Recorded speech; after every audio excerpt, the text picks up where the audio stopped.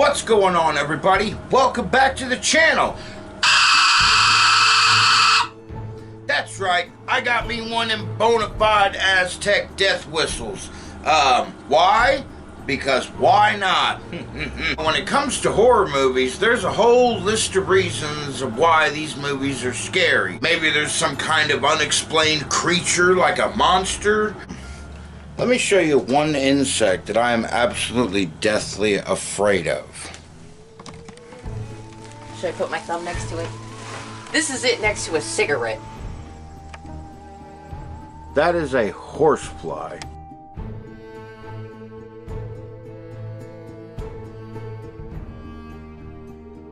Maybe there's something supernatural that challenges your beliefs in religion and shit like that. Maybe it's something simple, like a maniac outside with a knife waiting to strike at your most vulnerable point. And today's movie is, in my opinion, one of the scariest movies ever created.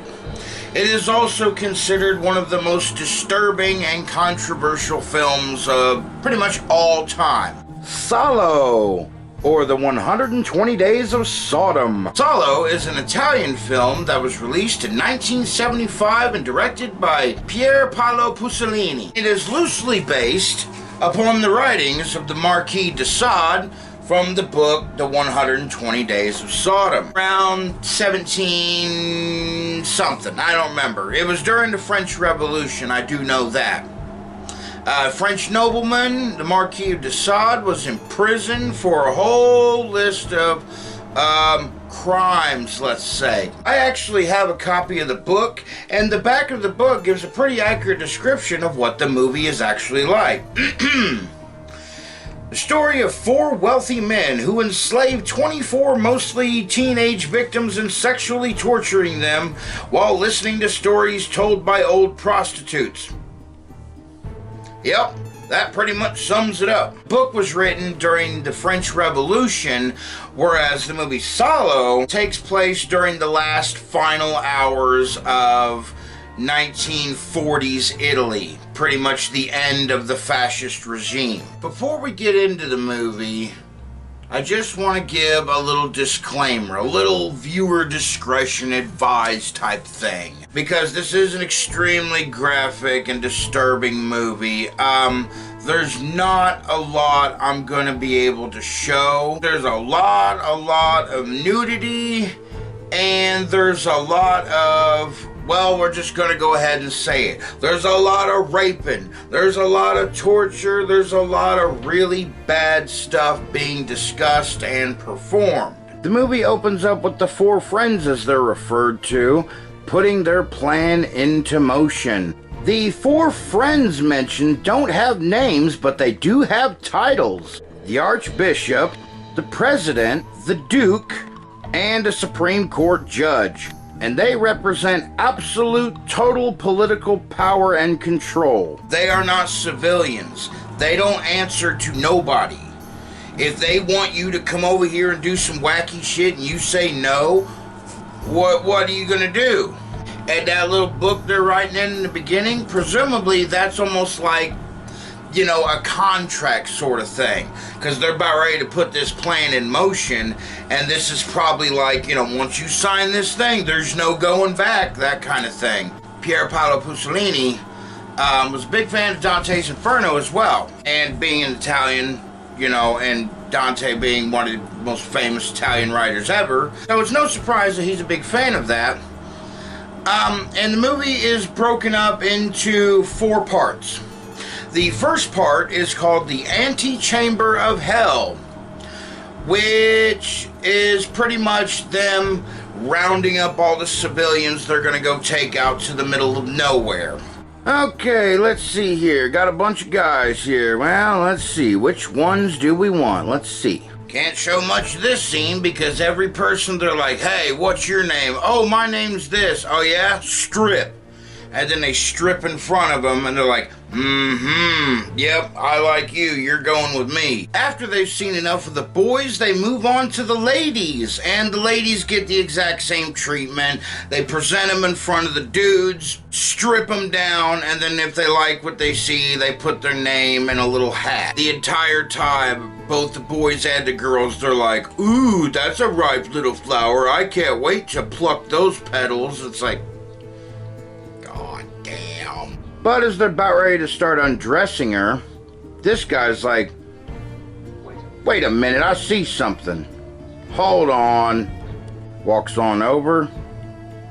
Oh, bad teeth. Get her the fuck out of here. I don't want no bad teeth bitches in my harem. They bring in another girl who said her parents were killed right in front of her, and they're all turned on by it. Now, you might be thinking, there's no fucking way I'd sit there and let this happen to me. I'd fucking run away. Well, some of them do try to run away. That goes about as well as you think it would.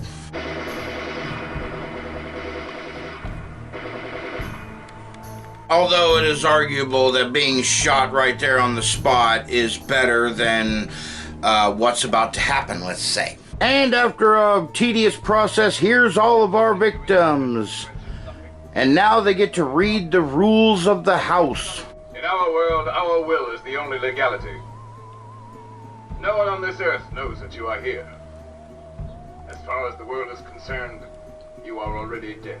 お前はもう死んでいる。何？お前は匠で They go on to explain the routine of each day. Every morning, we're gonna wake up and assemble in the Great Hall and listen to stories told by these old prostitutes. The point of these stories is to spur the imagination and desires of the four friends, who will then conduct ritualistic orgies based upon the stories told. It also says that anybody refusing their orders, breaking any of their rules that they make up on the fly, will result in your name being put into the little black book. And if your name goes on the little black book, then oh buddy, you are going to be killed, and in a very, very not cool way. But enough of that shit. Get him inside. Let's get this going. Get him in now, now, now.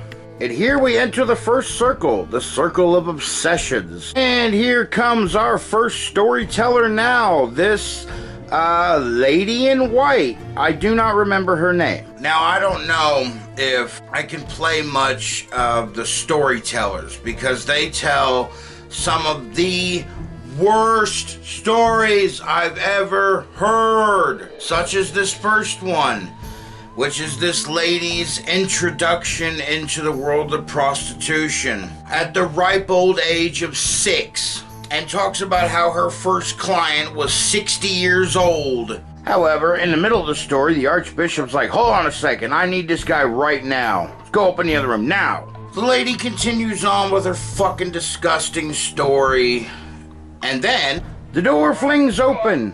Get down! Get on your knees! Fucker. I want this miserable boy punished, and punished severely. Yes, Monsignor, we are completely at your service. Not only is he capable of nothing, but he had the insolence to try to pull away. Then simply take another one. You can choose one of ours, if none of the others appeals to you. No, thank you. Fuck out of my chair. The effort necessary now to satisfy me would be too great. Alright, you know what? I've had enough of these people already. Nuclear bomb, now!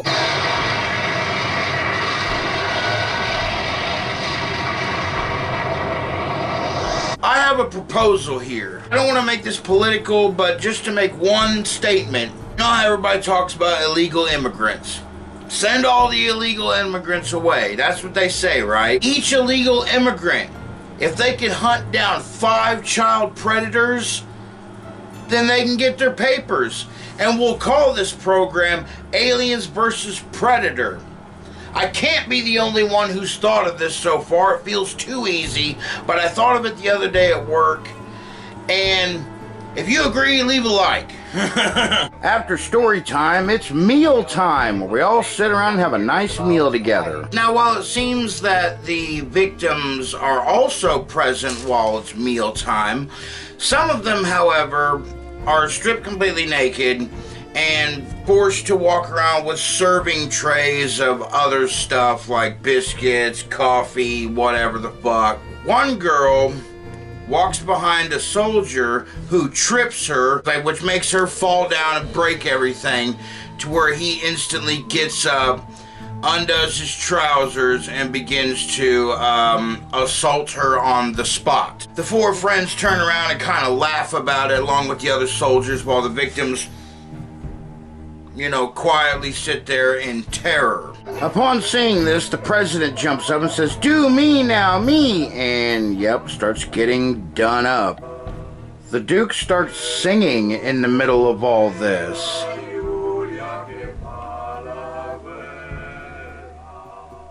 I don't speak the language, but the subtitles say that the lyrics are, "The best men on earth are buried in the ground." This next part is a little confusing, so I'm just going to describe it in brief. They take a boy and a girl into another room. They have a male soldier jerk off the boy and have one of the old prostitutes finger and fondle the girl until they both ejaculate. Once they do ejaculate, they then force the two boy and girl to get married in a mock wedding celebration.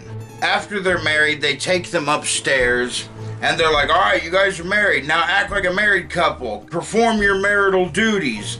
And they sit them on the ground and they both start kind of touching one another. Then they kiss each other. Then right when they go to lay down together, the four friends jump up and say, "No, that flower is for us." Two guys jump up. One dude jumps on the girl. One dude jumps on the boy. And then the guy that's on the girl, another one gets up and gets behind him, and they start this human centipede train thing. I can only assume that when they force them to get married and then force them to commit adultery, they're pretty much, bashing or making a mockery of the sanctity of marriage. He's talking about some sort of philosophy that the fascists represent true absolute power and anarchy. And there is no order in anarchy, it's only chaos. So the sanctity of marriage is an abomination that should be abolished and or destroyed in the most brutal way possible. And what way is that? By committing adultery. And so that's why they do what they do. It should be said that the Marquis of de Sade was a libertine or libertine or however you say it. If you consider it taboo, they consider it normal, and it should be normal. It's all about freedom and power and chaos. Chaos, there is no order. However, they kind of contradict themselves by holding the high position they are, which they represent absolute power and order. But if you believe in no order, I don't know. Their logic is flawed a little bit. And I think it's just an excuse to torture and humiliate people for their own desires. Which, yeah, that's exactly what they're doing. The next day, the old prostitute tells a story about how a client made her act like a dog and treated her as such, while the Archbishop pulls a girl into the back room and forces her to watch him while he pees. Now, I'm assuming the point of having somebody act like a dog like that for your desires is to dehumanize them, to break them down into an object of desire. You're no longer human, you are an object. And they're like, "That's a good idea. Let's do that to these people. Let's make them all act like dogs. Yay." And when one doesn't comply, well, it starts getting the shit beat out of him. Then this fucking psycho takes a piece of bread and starts stuffing a bunch of nails into it. Oh my God, no.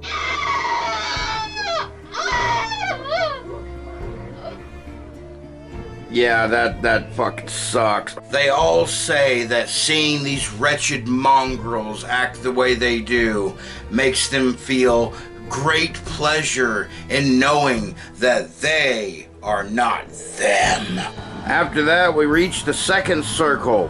The circle of shit. That first prostitute is done telling stories, and we have another prostitute coming out and telling her story. Her speciality apparently is her ass and all that entails. She goes on to pretty much talk about clients who enjoy shit. They enjoy eating shit, getting shit on, all that stuff. They consider it a great delight and one of the most taboo things, which, I can't understand the fascination with shit. I just, I know that's a fetish thing, coprophilia or whatever the fuck it's called, but God damn. It's not just a taboo thing because society says it's gross. It's gross because it's fucking gross. We are instinctively prone not to be messing with that shit because it's fucking gross. We can get sick from it, all that stuff. It's like playing with a loaded gun. It's like being aroused playing with a loaded gun. It's like bad shit could happen, but maybe not. It's all about that thrill, I guess. I don't fucking know. That's the only bit of rationalization I could put towards this segment. Cause it's fucking gross and I don't know if there's much I can show, but I'm gonna try anyway, okay? While the old whore is getting ready, she hears planes outside. Maybe bombers. Oh, thank God the bombers are here. Finally, we can put an end to this. Nuclear bomb now!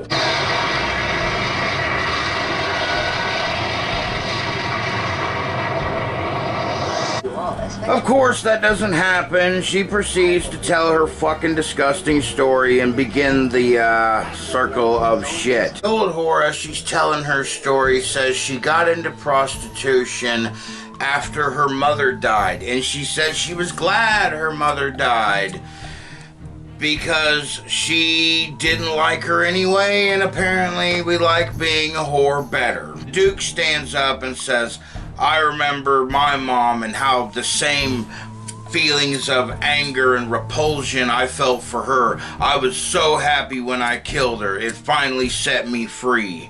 And as he's telling that story, this girl starts crying. And they're like, don't you remember? Her parents were killed before her eyes. She must be crying for her mother. Kill me rather than dishonor me. I swear to you, my good friends, this little slut's howling is the most exciting experience of my entire life. So he grabs this poor girl, strips her nude, throws her in the middle of the floor, takes a shit on the floor, hands her a fork, and says, eat it. You eat that!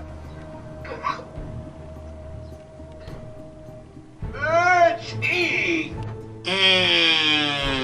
Fuck. The whole time she's eating, he's like, don't let your tears think they're gonna sway my heart. They're only making me harder, pretty much. After that fun little incident, they get the grand idea to have a great feast prepared for them. So for the next day, all of the victims cannot go to the bathroom because they want everybody to go at the same time and make this big fresh mound of excrement.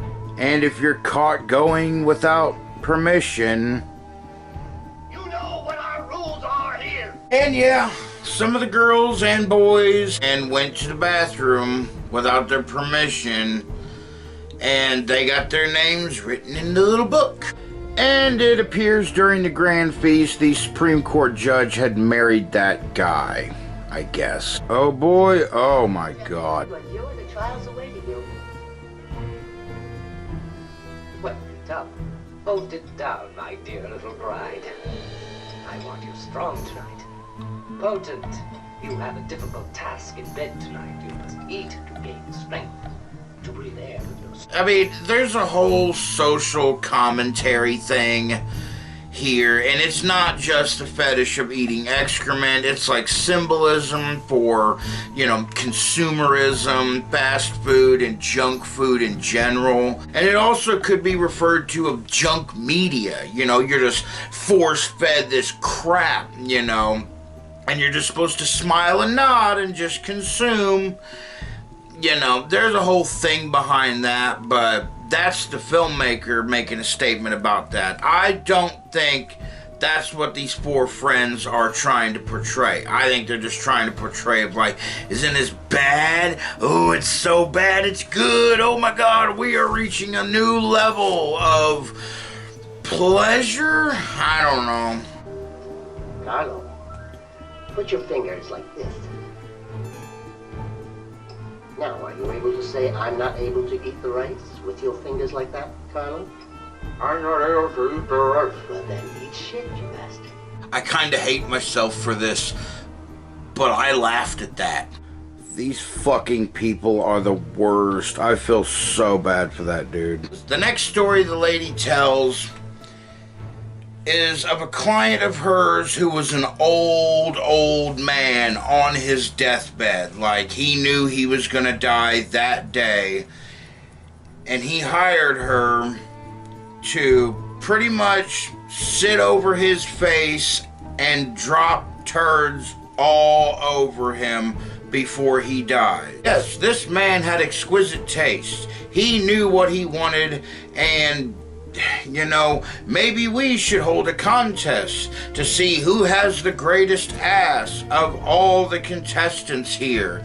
And they're like, that's a great idea, let's do that. So we're in this room, we got all the lights turned off, and we got a flashlight, and we're expecting them one by one. They also state, as soon as they get in the room, that whoever's ass is chosen to be the best one will immediately be killed.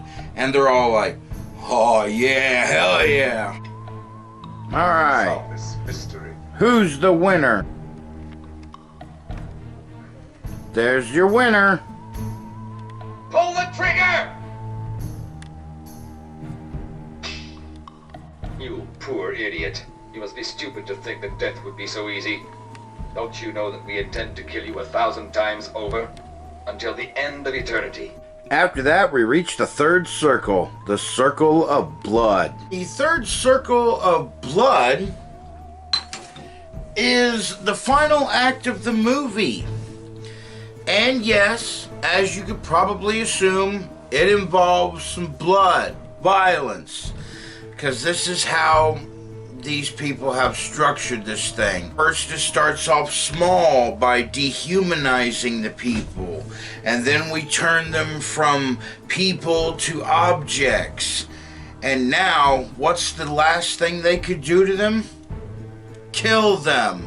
They say the ones in the book are just, you guys are fucked. However, the rest of you, if you want, you can come with us. Some of the victims, for whatever reason or another, are going along with this. And they're like, yeah, this is cool. I want to be like you. And look at these fucking goobers. What the fuck type outfit is that? And so they decide to, I don't know, marry the ones that they like. I don't know. A fucking movie doesn't, the logic doesn't make any sense. It's just a whole bunch of, I want to do that, I want to do that, I want to do that. Just impulse obsessions at the expense of everybody else. What is this, a mortuary? These parasites don't do anything. We're having a festival today. Shout with joy. Do anything you like. But laugh, all of you! And everybody's acting fucking crazy now.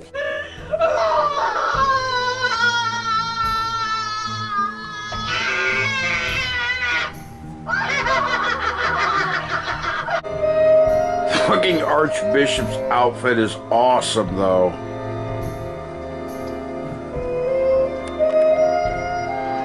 Oh, God.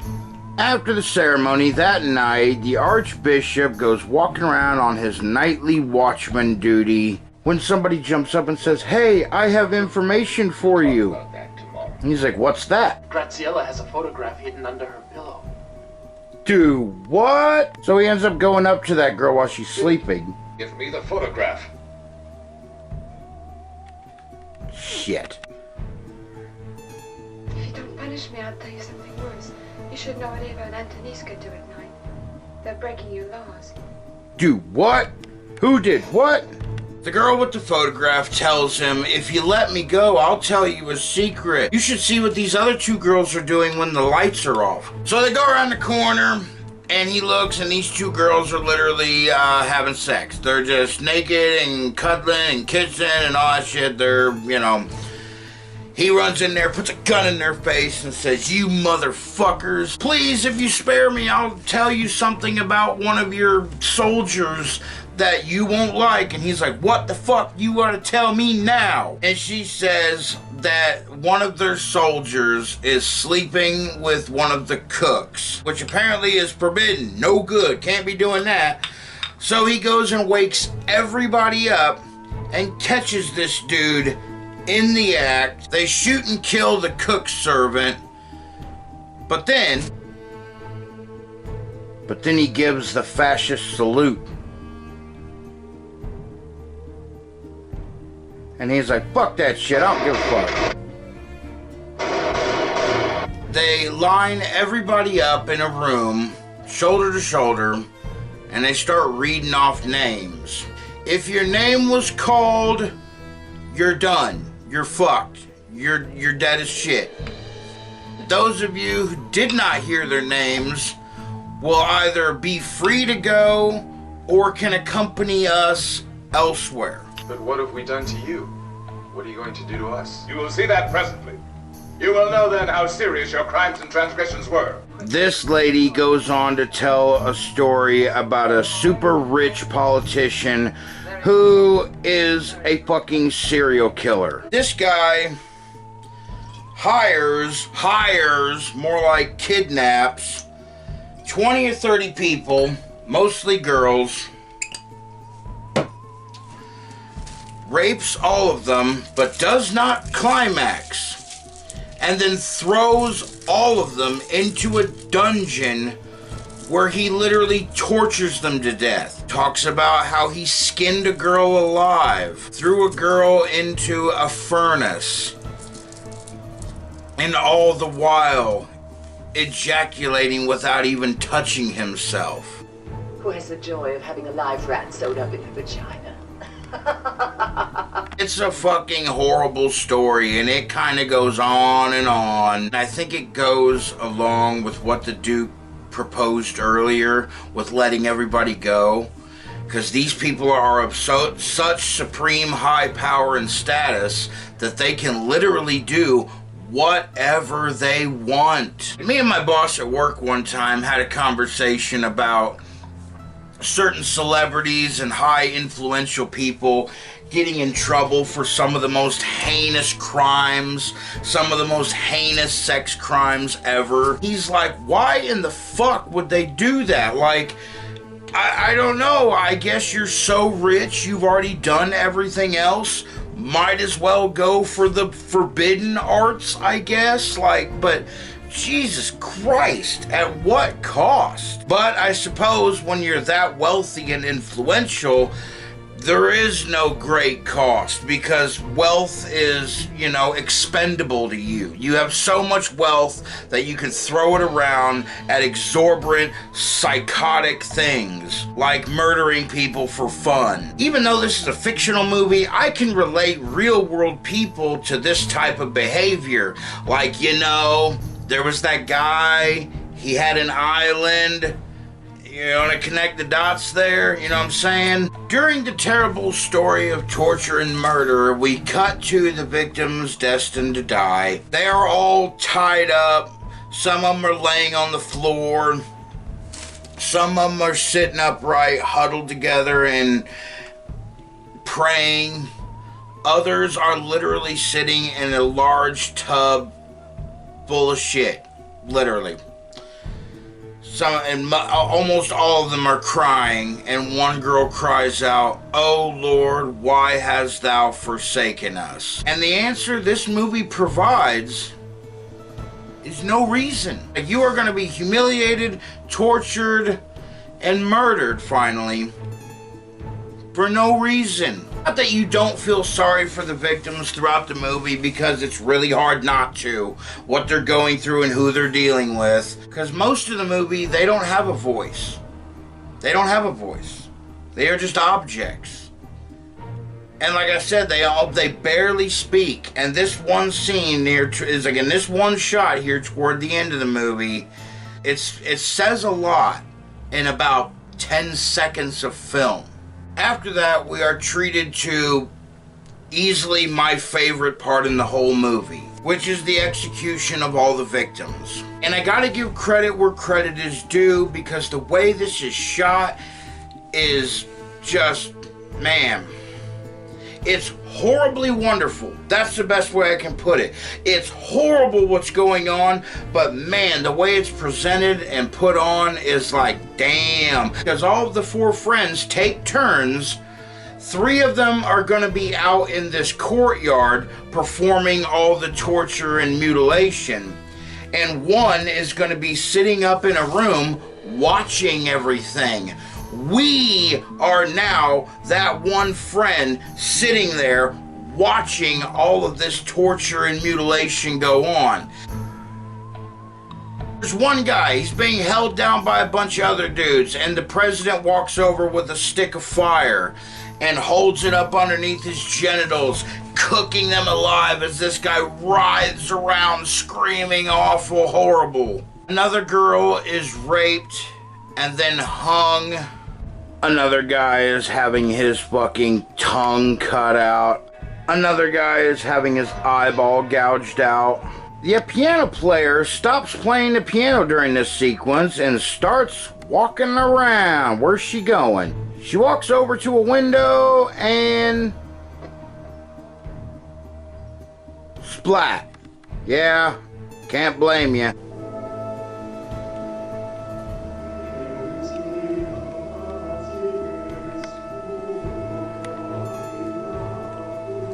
This guy is saying something, and he does not look happy.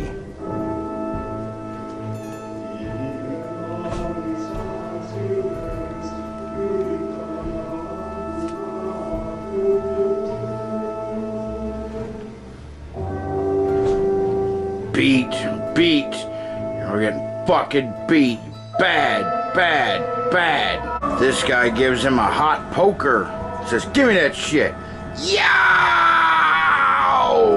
Ooh, that sucks.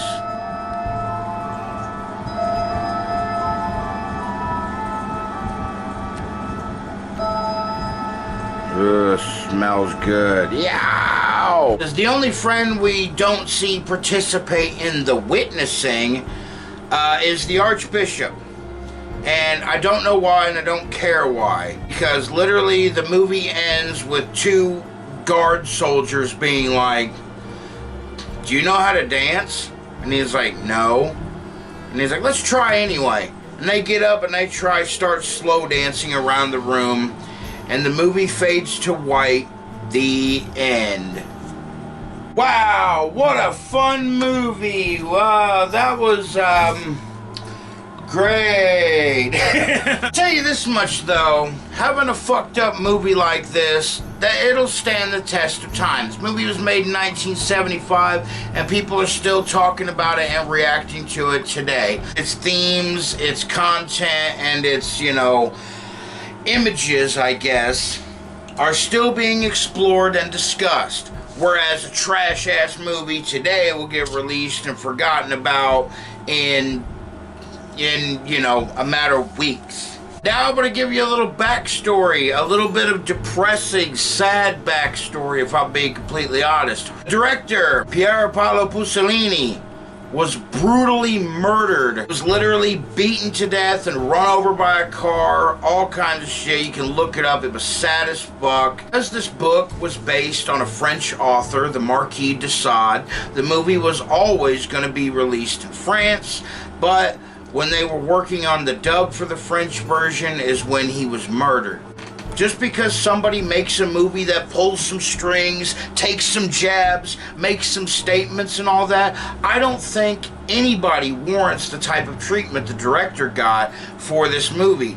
AKA, don't kill the director because he made a bad movie. What the fuck is wrong with you people? If I wanted to do that, there'd be no Hollywood directors, because all of them make shit at one point or another. His choice to set this movie during 1940, during the Nazi regime and the fascist regime and all that, instead of, 1700s France before the revolution, was a bold move, but a smart one in my opinion. It shows it doesn't matter how old the story is, you could still apply these themes, these elements, to nowadays thing. Remember what I said about that man with the island?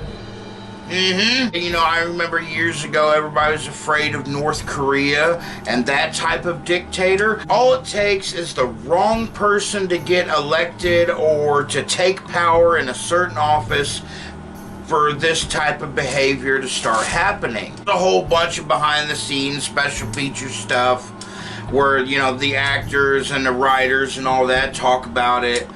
And they say that during the 70s, there were neo-fascist movements in Italy, and they were getting applauses in the streets and stuff like that. And it was a very scary time to be around, especially making a movie that was going to get widespread distribution. The thing that scares me the most about this movie is that even today, we are capable of that.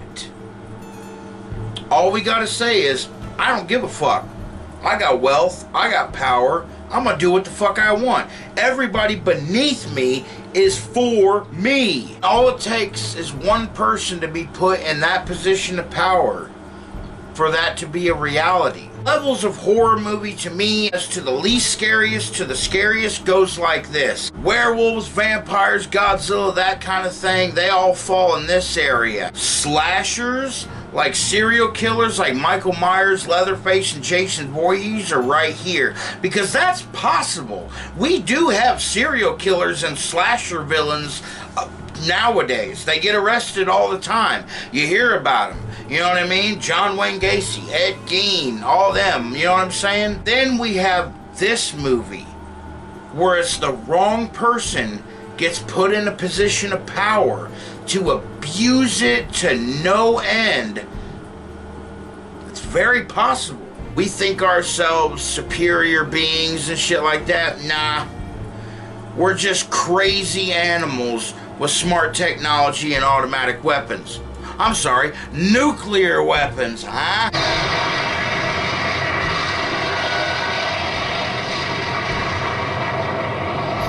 So, let's get away from all that heavy shit right now and let's lighten the mood up a little bit. All the actors and the writers and shit like that, they said they shot everything multiple times because everybody was just laughing about everything. Apparently, making this movie was a lot of fun. A lot of the actors say they didn't know how gruesome and depressing the movie was going to be until they went and saw the premiere in France. They couldn't see it in Italy, it got banned. It got banned in the UK, it got banned fucking everywhere. A lot of people be saying like, well, I should have fucking buried that shit. I say no.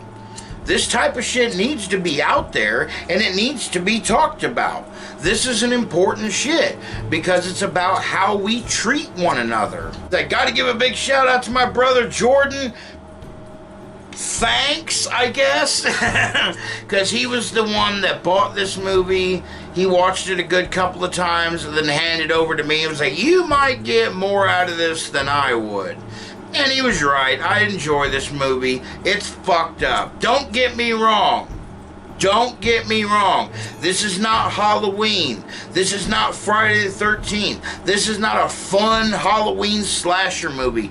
This is a depressing as fuck, gruesome, degrading, disgusting movie.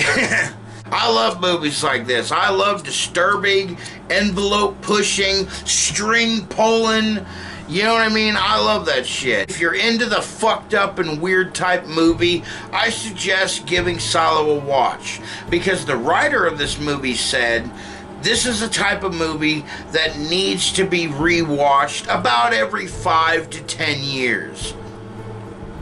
Kind of puts things in perspective and keeps the mind fresh. I get what he was saying. He's not saying watch this shit because it's good.